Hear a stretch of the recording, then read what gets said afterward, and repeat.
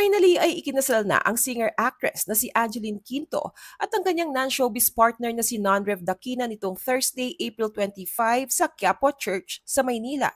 Sa kabila ng babala na inilabas ng pamahalaan ng Maynila na 42 degrees Celsius ang temperatura sa naturang lugar.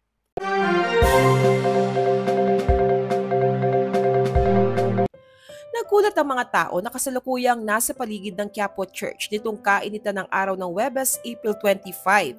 Nang mapansing may mga taong naglalagay ng mga bulaklak at kamera sa paligid at wala silang idea kung sino ang ikakasal.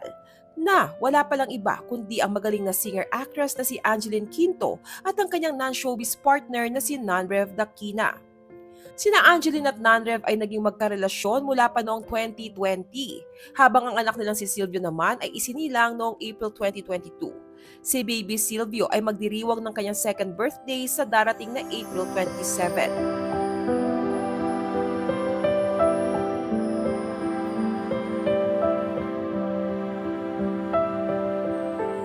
Sa Quiapo Church napili ng newlyweds magpakasal dahil pareho nilang paborito na mag-asawa ang naturang simbahan.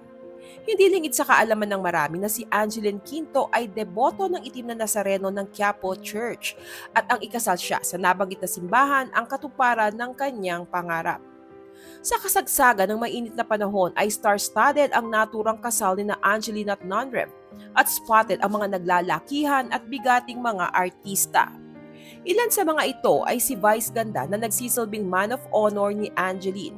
Samantalang si Sarah Geronimo naman ang kanilang flower girl at si Eric Santos ang ring bearer.